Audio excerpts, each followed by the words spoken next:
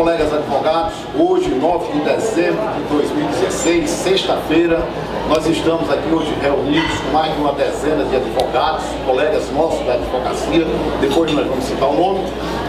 Nós estamos aqui no restaurante Big Camarões, agradecendo aqui a pessoa do Oswaldo, que recebeu o espaço para nós, mais um almoço das sextas.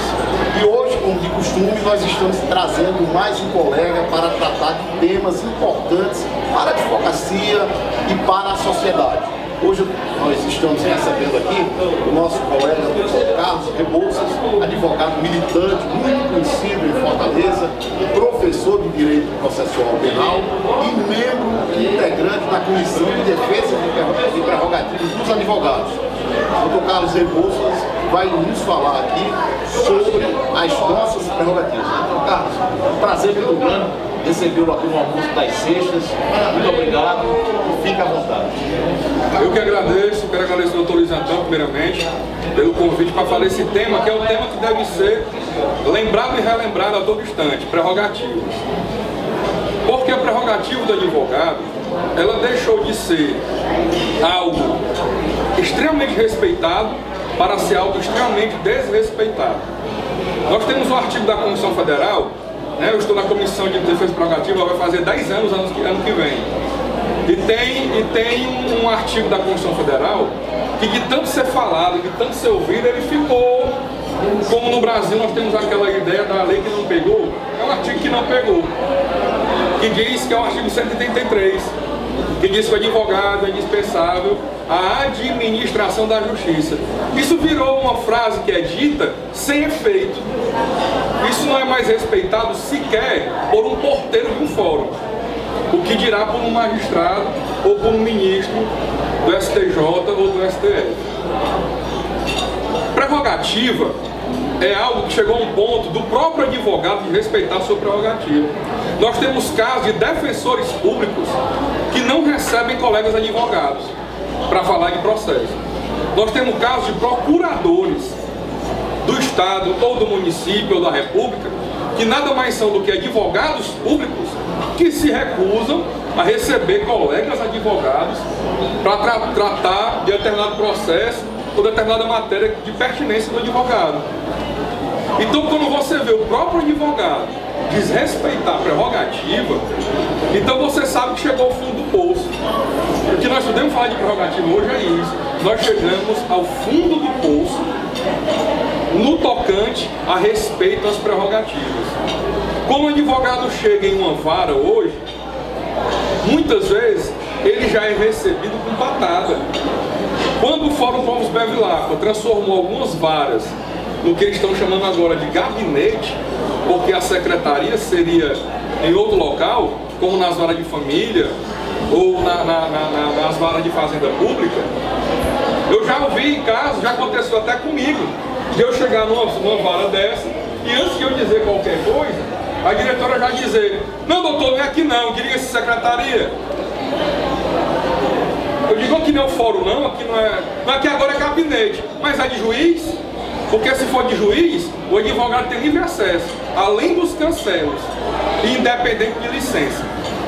Hoje não se tem mais essa noção, nem por parte dos colegas advogados. Hoje os colegas advogados que atuam no crime, alguns não têm conhecimento de que o Estatuto da Advocacia diz que o advogado tem livre acesso às dependências da delegacia, independente do horário de expediente, independente do seu titular estar presente ou não. E aí, muitos colegas dizem: não, mas aí é demais. É demais porque não é ele que está preso. É demais porque não é o colega que está ali tentando preservar a prerrogativa de um cliente que muitas vezes está sendo torturado física ou psicologicamente e não tem hora para impedir isso não. E aí vem uma autoridade policial, ou até um policial, um escrivão ou um inspetor, porque a autoridade é o delegado de polícia, a autoridade policial, vem dizer o quê? Não, doutor, tem área aqui que é restrita, o advogado não pode. O advogado pode entrar na delegacia só na recepção. Onde foi que ele viu isso na lei? Não existe isso na lei. O acesso do advogado é restrito. O advogado não vai na delegacia, passeio não. O advogado passeia no shopping center como outro qualquer ser humano qualquer. Se ele está na delegacia, não é porque ele acha aquele lugar um lugar ideal para ir se divertir e passar o seu tempo de férias, não, de desocupado, não. É porque ele está ali para resolver algum problema de algum cliente. E como advogado, constituído ou não, porque não é necessário estar constituído com procuração, ele tem livre acesso às dependências da delegacia. Como ele tem livre acesso à dependência do fórum, como ele tem livre acesso à dependência do tribunal, ou seja, de quaisquer órgãos da administração pública. E para que isso? Para poder exercer o seu munus público, que no Ministério Privado, a advocacia é verdadeiro munus público, ou seja, é um serviço prestado à sociedade, é um serviço prestado ao jurisdicionado, igual ao serviço que o magistrado presta e que o promotor presta. Eu não chamo promotor de justiça, porque no processo penal é promotor de acusação. Não tem nenhum artigo do Código de Processo Penal que nomeie o acusador de promotor de justiça.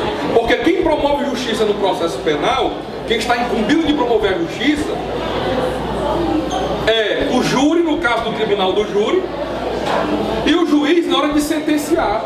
Ele tem que promover ali a justiça, conforme seja apurada a verdade real dos fatos.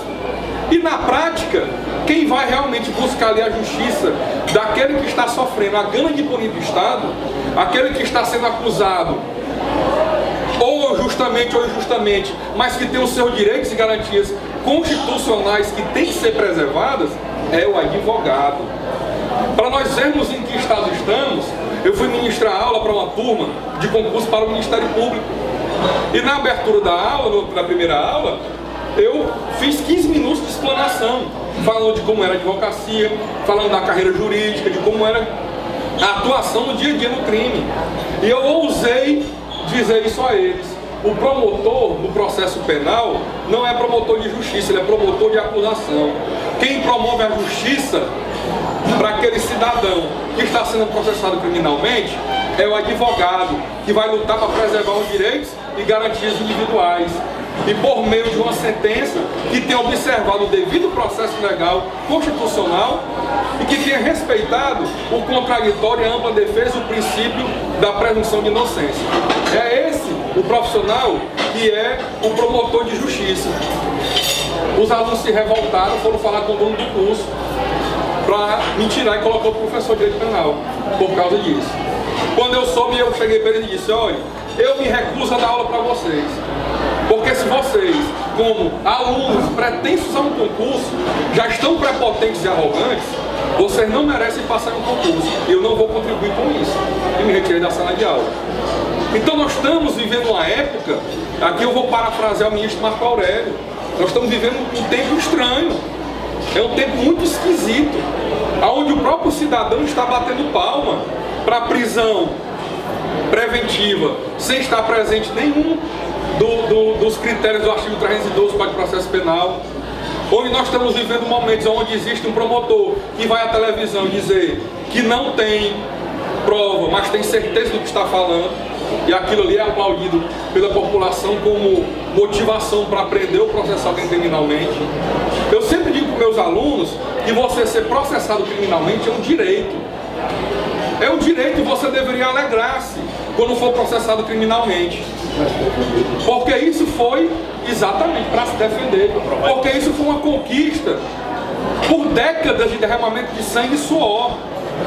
Aonde antes um cidadão era acusado, por exemplo, de um crime de lesa majestade e não tinha direito de saber o que é que isso queria dizer, esse lesa majestade, era expropriado dos seus bens, tinha sua liberdade restringida, posto numa masmorra, e tinha inclusive a sua família expropriada, sua esposa. Eu posso dar aqui um exemplo de um filme, O Conde de Monte Cristo, onde todo mundo aqui assistiu, e é exatamente isso. Já é acusado, já é julgado, condenado e sumariamente enclausurada, executada toda a expropriação de bens, de liberdade e da esposa. E ser processado criminalmente foi uma conquista. E foi uma conquista com muito suor e sangue, literalmente falando. E após essa conquista do cidadão de ser processado criminalmente, veio há 801 anos atrás, 801 anos passados, na Inglaterra, a promulgação da Magna Carta Libertatum pelo rei João Sem Terra, onde por imposição dos barões, que era quem detinha o poder econômico, e não aguentavam mais ser acusados de crime, expropriado dos seus bens e da sua liberdade sem motivo, veio um princípio de que não há crime sem lei anterior que o defina, que é o princípio da reserva legal. Um cidadão só pode ser processado criminalmente por uma conduta, se aquela conduta já era considerada crime, e não apenas sem prévia culminação legal. Ninguém pode ser preso ou expropriado de bem sem um devido processo, uma sentença final transitada em julgado, e isso não existe mais no Brasil. Basta ver a ignorância do povo quando nós vimos aí falar-se as pessoas que praticaram caixa 2 até a presente data serem perdoadas. O povo achava que era de não ser processado criminalmente, mas realmente não vão ser processados criminalmente, porque até hoje não é crime. Agora que foi aprovado no Congresso para ser crime. Era perdão ali de matéria administrativa, não de matéria penal. Mas a ignorância do povo é usada contra ele mesmo. Aí você viu um promotor ir até a televisão e falar que se não fizerem do jeito que eles querem, vão abandonar o processo. Ou seja, eles vão até a Rede Nacional de Televisão ameaçar de cometer um crime de prevaricação, caso não sejam atendidos da forma que querem. Bem, quero agradecer ao colega Dr. Carlos Rebouças pela excelente explanação. Agradecer também a audiência e a presença aqui dos advogados, Dr. Silvio Rodrigues. Quero agradecer aqui ao Dr. Sidney Rodrigues, né, ao pastor Edson Lopes, estudante de Direito, nosso colega Dr. Roberto Pires, nosso colega Dr. Gustavo Godoy. Agradecer a você, Carlos Rebouças.